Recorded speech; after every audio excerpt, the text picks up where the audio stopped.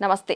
BRK భక్తి ఛానల్‌కి స్వాగతం. నేను పద్మ. ఈ రోజు మనతో పాటు స్టూడియోలో ఉన్నారు ప్రముఖ ఆధ్యాత్మికవేత్త డాక్టర్ అనంతలక్ష్మి గారు. అమ్మనడిగి మనకున్న సందేహాలన్నిటి కూడా నివృత్తి చేసుకునే ప్రయత్నం అయితే చేద్దాం. నమస్తే అమ్మ. నమస్తే అమ్మా.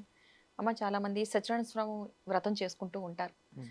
వ్రతం చేసుకున్నాక ఏం చేయాలనేది తెలీదు. వ్రతానికంటే పూజారిని అడిగి సామాన్లు అవన్నీ తీసుకొస్తారు. ఆయన ఆధ్వర్యంలో వ్రతం కూడా చేసుకోవడం జరుగుతుంది. కానీ తర్వాత ఏం చేయాలి? ఆ ప్రసాదాలకు సంబంధించి కావచ్చు, అక్కడ పూజా సామాగ్రికి సంబంధించి కావచ్చు, ఒక క్వెషన్ మార్క్ అయిపోతుంది అందరికీ కూడా.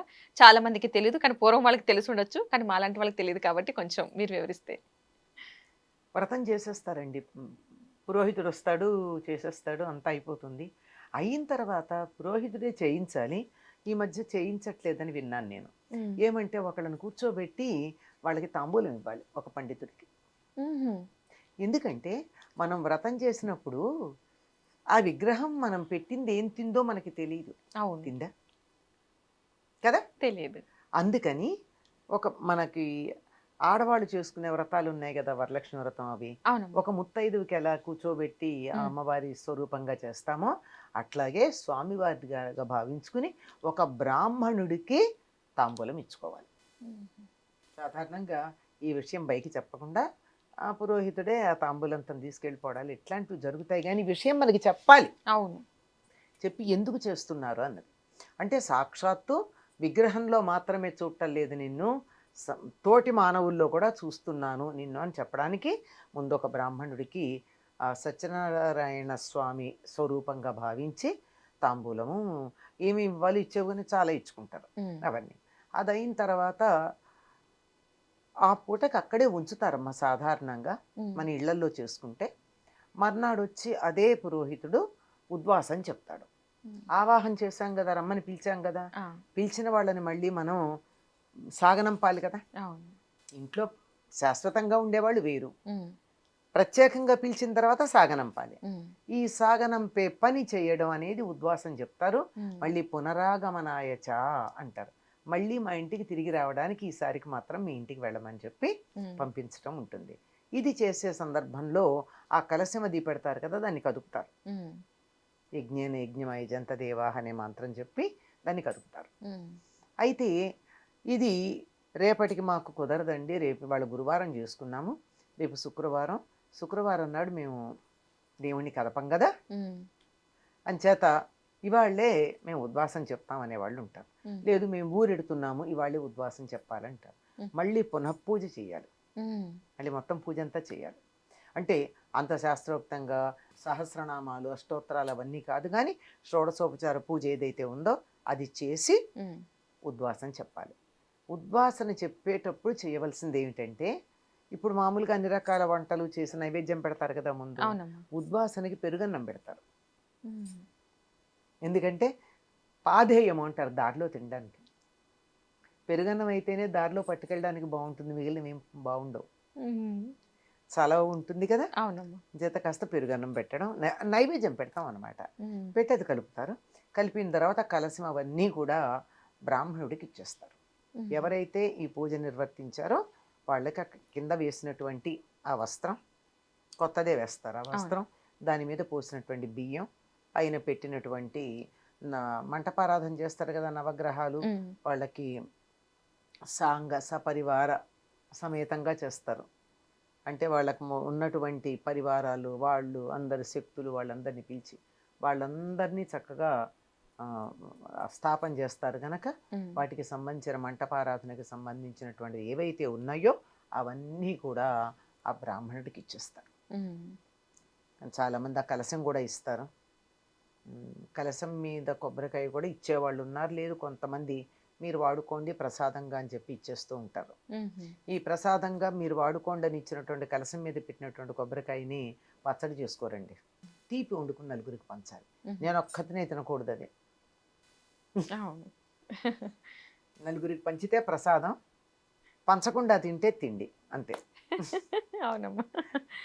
చేత దాన్ని ఉంచుతారు. లేకపోతే అది కూడా దాని మీద పెట్టిన రవికెల బట్ట, కింద వేసినటువంటి ఒక బట్ట, సాధారణంగా తుండుగుడ్డ వేస్తారు, అది దాని మీద ఉన్న బియ్యం, ప్రతి దాని మీద ఒక నాణ్యం పెడతారు, డబ్బులు. అవి వాళ్ళ శక్తానుసారం, అంతే. రూపాయి పెట్టేవాళ్ళు ఉన్నారు, 10 రూపాయలు పెట్టేవాళ్ళు ఉన్నారు, లేదు నాణ్యం 10 కన్నా ఎక్కువ లేదు గనక తర్వాత మొత్తం మీద కలిపి ఒక చోట ఎక్స్ట్రా అధికంగా పెట్టేవాళ్ళు. ఏదైనా సరే ఆ! వాళ్ళ విభవం కొద్దీ పెట్టింది ఏదైతే ఉందో అదంతా పూజ చేయించినటువంటి పురోహితుడికే చెందుతుంది. ఆయనకే ఇచ్చి పంపిస్తారు. హ్మ్. దాని హ్మ్. అదే అమ్మ చేసిన తర్వాత ఎవరికీ తెలీదు. మరొక విషయం అమ్మ ఇందులోనే కొత్త జంట అంటే కొత్తగా పెళ్ళైన వాళ్ళకి వెంటనే ఈ వ్రతం చేపిస్తూ ఉంటారు. అవును.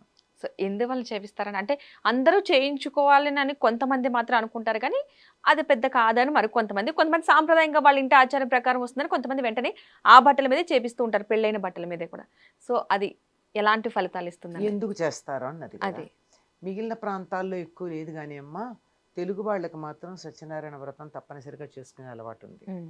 ఎందుకంటే ఈ సత్యనారాయణ వ్రత కథ ఆవిర్భవించినటువంటిది ఆమ్, నైమిశారణ్యంలో. హ్మ్. అక్కడ స్కాంద పురాణం చెప్తూ ఉన్నప్పుడు అందులో చెప్పడం జరిగింది. ఇది ఇక్కడ అక్కడికి వెళ్ళి అక్కడికి వెళితే తప్పనిసరిగా వ్రతం చేయించుకుంటారు చాలామంది. హ్మ్. అక్కడ ఆవిర్భవించింది అక్కడ. అట్లాంటిది వ్రతం విధానం అక్కడ ప్రారంభమైన సత్యనారాయణ స్వామి ఇక్కడ వెలిశాడు అన్నవరంలో. హ్మ్. తెలుగు వాళ్ళకు ఆరాధ్య దైవంగా ఇక్కడ కావాలని వచ్చి ఉన్నాడు.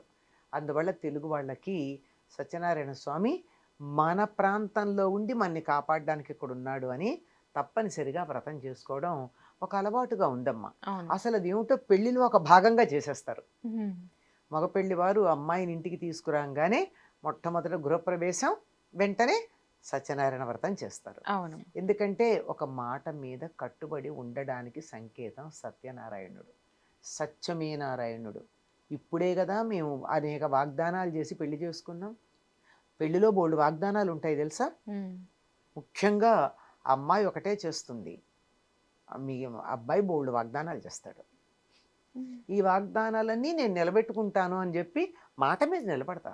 హ్మ్. దేవుణ్ణి పూజిస్తున్నానంటే మాట మీద నిలబడ్డమే. అవును. సత్యమే నారాయణుడిని చెప్పేటటువంటి వ్రతం హ్మ్. కనుక మాట తప్పము అని చెప్పడానికి. ఆ వ్రతం అందుకనే ఉమ్, అప్పుడే మొదలు పెట్టిస్తారు వాళ్ళ చేత. ఉమ్. కానీ ఆ మాటలు ఎంతమంది నిలబెట్టుకుంటున్నారమ్మా అసలు? సర్లే, ఆ మాటకు అర్థం తెలుసా? అర్థం తెలియదుగా. ఆహా! ఎన్ని చెప్తాడో తెలుసా అమ్మ. ఆహా! ధర్మంలో నిన్ను అతిక్రమించను అంటే ధర్మ ఆచరణలో నీకు ఇబ్బంది కలిగించే ధర్మాచరణ నీ చేయను. హ్మ్. కొన్ని ధర్మాలు అమ్మాయికి ఇబ్బందే కదా. అవునమ్మా. తర్వాత అర్ధేచ, ధనం విషయంలో నేను అతిక్రమించను. డబ్బు తీసుకురా తీసుకురా అని నేను బాధ పెట్టను. పుష్కలంగా ఉంది ఇప్పుడు. కామేచ, అది ఇంకా ఎక్కువ. కోరికల విషయంలో కూడా నేను బాధ పెట్టను. నాకు వాళ్ళు ఇదే వండి పెట్టు అని నిన్ను కోరి ఏడిపించను నేను. హ్మ్. అడుగుతాను, అవును. నీకు వీలైతే చేస్తావు, లేకపోతే బాధ పెట్టను. వీలు కాదు వాళ్ళు చేయలేను అంటే ఇట్స్ ఓకే ఓకే. అనగా అది. ఈ మూడింటి విషయంలో నిన్ను బాధించను అని చెప్పి అతిక్రమించను అని చెప్తాడు. అంటే దానికి మామూలు అర్థం ఇట్లా చెప్తున్నా, అవును. వివరంగా చెప్పుకోవాలంటే చాలా డీటెయిల్డ్ అది. హ్మ్. ఊరికే పైన చెప్పినటువంటి అర్థం ఇది అని చెప్తాడు. ఇంకా చాలా చెప్తాడు. ఒంటరిగా రాత్రిపూట నేను ప్రయాణం చేయను, రాత్రిపూట నది దాటను, హ్మ్. ఇలాంటి ప్రాణాపాయం జరిగేటటువంటి పరిస్థితుల్లోకి వెళ్ళను అంటే ఇవన్నీ ఈవిడ అనుమతి లేకుండా ఏం చేయకూడదు ఆయన. హ్మ్. ఇలా చాలా ఉన్నాయి, బోల్డ్ వాగ్దానాలు చేస్తుంది. అమ్మాయి మాత్రం ఒకటి చేస్తుంది, ఈ ఇంట్లో వాళ్ళందరినీ నేను నా పిల్లల్లాగా చూసుకుంటాను, నా భర్తని 11వ కొడుకులాగా చూసుకుంటాను అని వాగ్దానం చేస్తుంది. ఆ వాగ్దానాలు నిలబెట్టుకుని ఉంటే చాలమ్మా.